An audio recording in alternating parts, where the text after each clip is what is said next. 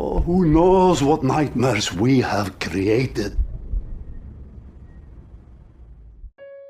After decades of animosity and an uneasy alliance throughout World War II, mid-century hostilities started brewing once again between the United States and the Soviet Union.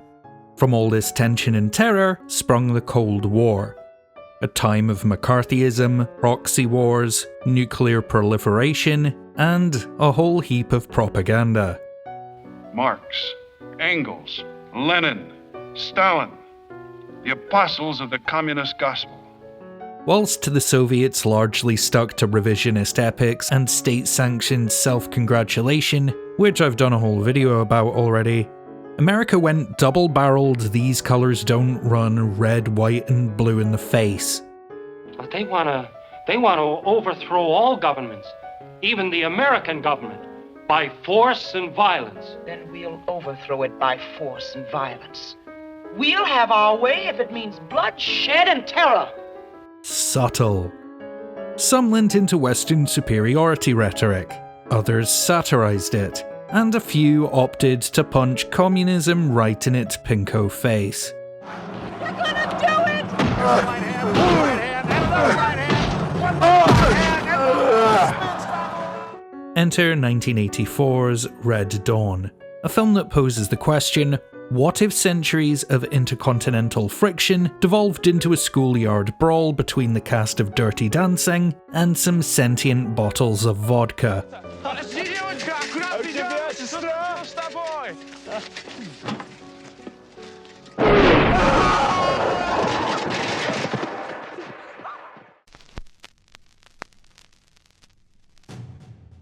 As Soviet and Latin American forces stage a full-scale invasion of the continental US, a band of Colorado teens take up arms against their foreign aggressors.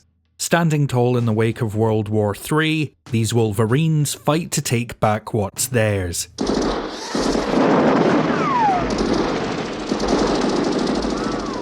Divorced from its cultural context and ideological outlook, Red Dawn is a serviceable, albeit unremarkable dose of 1980s run-and-gun posturing.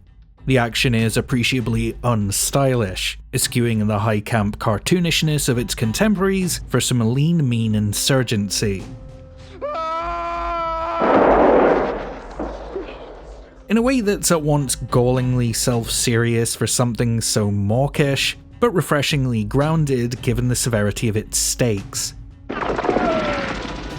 The performances are largely meat-for-the-grinder shadow puppets, with a few standout exceptions that elevate the utilitarian writing to something a lot more human and humane. One thing is for sure now,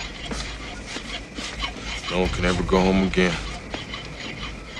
Patrick Swayze is magnetic as a young man forced to grow up quickly and take the reins as master tactician and tough love authority figure. Harry Dean Stanton makes a meal out of a few minutes of screen time. Ron O'Neal lends genuine pathos and emotional latitude to what could quite easily have become a faceless secondary villain.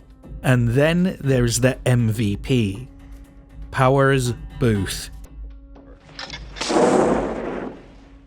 This man makes an exposition dump sing like the whistling whir of a spiraling bullet, and he's capable of saying more with a 1,000-yard stare than his more youthful castmates managed to convey with 90 minutes of fervent battle cries.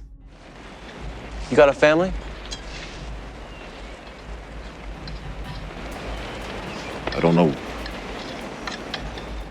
That about sums up Red Dawn on a technical and artistic level. It's a C+, plenty enjoyable but aged work, from an era that's now synonymous with dumb carnage and Reaganomics. What's far more interesting is where Red Dawn opts to hunker down philosophically. To that end, it is vital that we understand the authorial intent. So we're gonna have to talk about co-writer and director John Milius. Go ahead, make my day.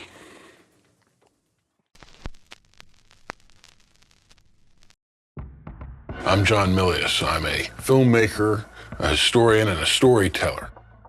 An instrumental figure in crafting some of the greatest films ever made, NRA board member and self-described right-wing extremist, those are his words, not mine, Milius is the kind of kook you can imagine brandishing a loaded Colt 45 to quaking interviewers, or demanding to be paid in a mixture of cash and guns.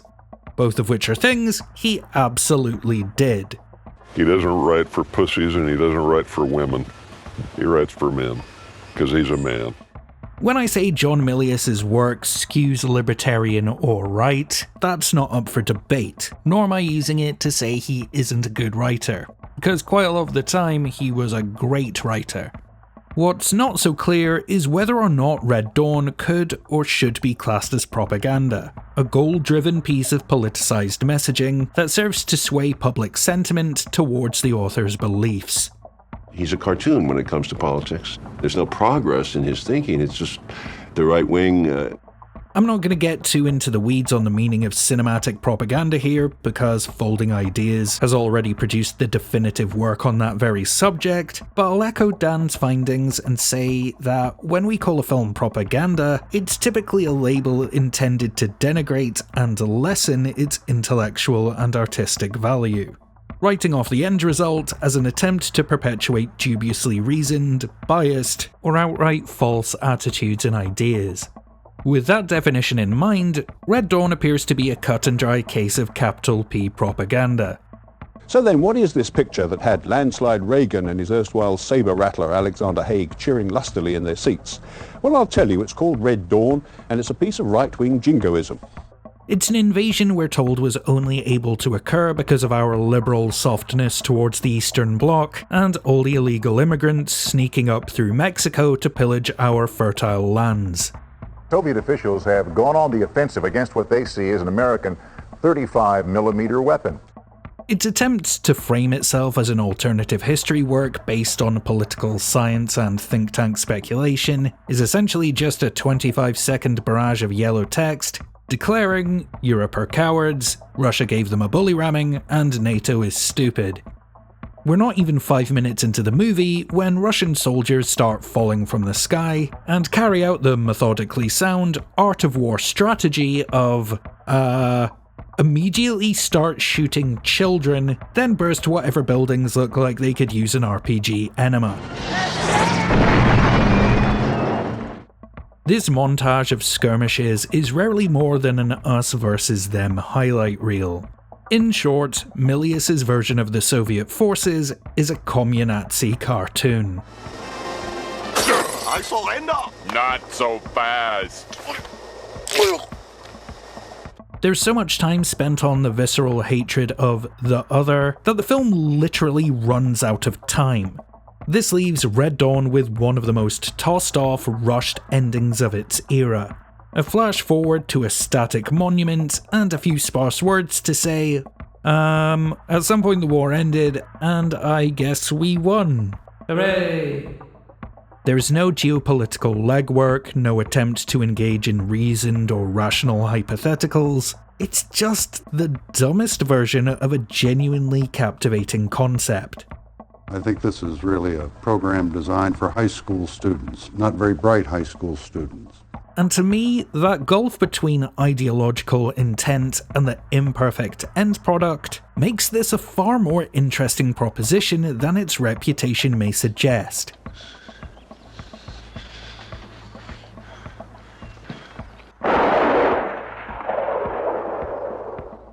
Red Dawn often works better as a condemnation of its core beliefs than as the isolationist soapbox it intended to be.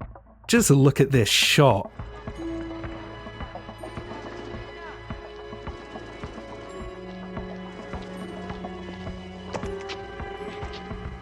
To subscribe to Red Dawn's brand of patriotism is to fail your children, mutilate your soul, kill your heart, and desecrate every semblance of truth, honor, and the American way in a vain attempt to preserve it. All that hate's gonna burn you up, kid. Keeps me warm. If someone says this is fireproof, and in trying to demonstrate that sets the dang thing ablaze, That failure to illustrate their point convincingly becomes an arresting argument to the contrary. A counter-narrative far more provocative and powerful than that original, spurious declaration. The final product functions as a dour reflection of the Vietnam War, albeit with the roles reversed. An American insurgency facing a communist incursion. Going back even further, a well-armed, culturally alien force from across the sea, staging an invasion to indoctrinate or exterminate the indigenous population and take the land for their own. So, what the Americans did to the people of the First Nations, and what the British did to just about everybody. Avenge me! Avenge me! For all John Milius's nationalistic bluster, he accidentally ended up making a profoundly damning indictment of his cannibalistic dogmatism. A propaganda machine running in reverse, fueled by burning American flags, and oiled with the blood of those who believe. None of which can be said of the 2012 remake, which swaps out the antagonistic nation and trades Roadhouse and Platoon with Thor and that dude from the Turner and Hooch remake you didn't know existed until I just mentioned it.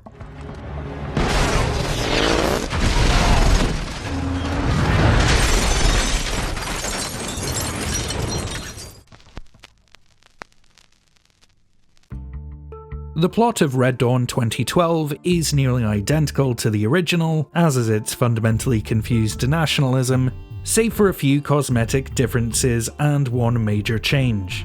That was immediately changed again. It'd be more accurate to call Red Dawn 2012 Red Dawn 2009, given that it was completed and then shelved for almost 3 years. You see, at this time, MGM had some real problems on its plate. The first was a cataclysmic financial reckoning that nearly sank the whole studio. Then there's the matter of this remake's chosen antagonist. Instead of Mother Russia and her sycophantic pups, this time around the producers made China the overseas aggressors who've come to piss on all the apple pies. A move that riled up the criticism-averse Chinese government to such an extent that they weaponized their state-run news outlets against both the project and Western cinema as a whole, thus turning MGM into a cash-strapped studio that had just alienated nearly 1.5 billion potential cinema patrons and a share of the global box office that rivals the United States. So, in the spirit of Red Dawn and its proud, steadfast resolve in the face of foreign interference or stifled freedom of liberty, the studio did the only thing it could. We inherited our freedom. Now it's up to all of us to fight for it. They buckled immediately, gave in to 100% of the Chinese government's demands, and reshot, digitally altered, and edited the film to better appeal to those it had once dubbed totalitarian warmongering invaders. All of which makes it impossible to watch this manipulated, compromised hogwash without giggling at the hypocritical irony of every gun-toting second of it. I want you to go to war. Stop this piece of shit. Or die trying. So, who did they change the villains to? Well, North Korea, of course. Because they'd already shot the damn thing with an army of Asian extras, and I guess they didn't see anything remotely wrong-headed about slapping North Korean decals over Chinese insignias, and using CGI to digitally make the actors and uniforms less Chinese. Which is exactly as gross as it sounds. That's not a plan, that's a shit sandwich without the bread. What about the actual film though? You fucked with the wrong family. It's not as bad as its critical crucifixion would have you believe, but it still isn't good.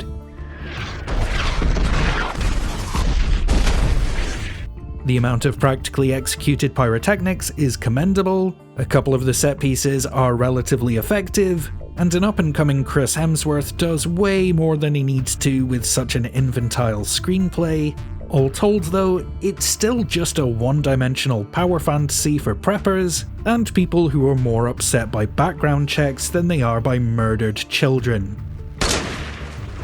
Shit. You got him. But what about that Red Dawn propaganda angle? Wolverine! Well, the North Korean agitprop you hear in the movie, it's all kinda true. Victims of an American culture in which greed, irresponsibility, and fraud were openly encouraged. Victims of a corrupt government in bed with the tyrants of Wall Street. Then there's the overlooked detail that North Korea's methods and movements here aren't much different from the shock and awe followed by hearts and minds maneuvers made by America in Iraq and Afghanistan, which would make these spry high school heroes the Taliban, I guess? It's the Wolverine!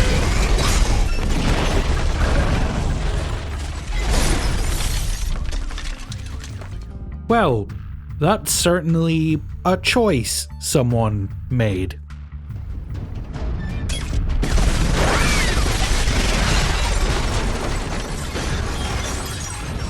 Sweet land of liberty, of the king. It's worth reminding those of you rushing to chud up the comments, I don't dislike Red Dawn because of its politics, nor for its attempts to propagandize and pollute an already sludge-like discourse. It's absolutely fine. It influenced one great video game, a couple of bad ones, and a joyously terrible Chuck Norris knockoff.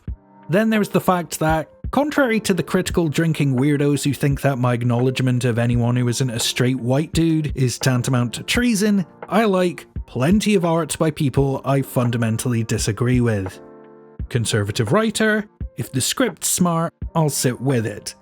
Right-wing director, if the film's good, I'll enjoy it.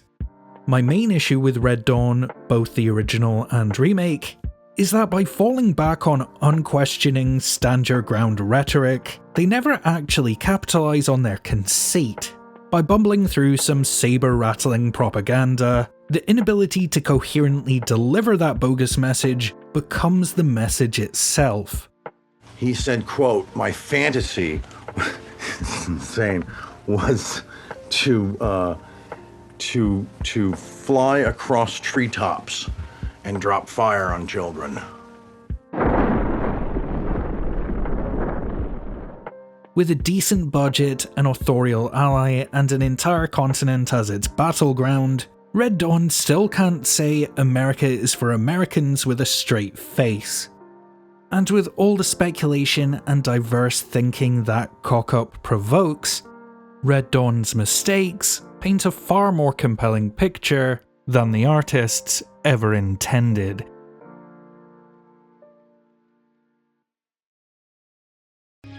A hammer and sickle for our Patreon producers Jennifer C, Claire MD, Becky O, Hales and Rue, Historically Dumb, Scared Confusion, Jake R, and Nicholas Lair Revere, and Karl Marx's beard for all these amazing folks who support us over on Patreon. So what are your thoughts on Red Dawn and or its remake? And also, what movies have you seen that set out to make one message and ended up making the exact opposite point? Let me know down in the comments, and if you want to sign up to the In Frame Out Film Club, our private Discord, and get your name in the credits, consider checking out our Patreon at the link in the description below. As always, thank you for watching. Until next time, this is In Frame Out.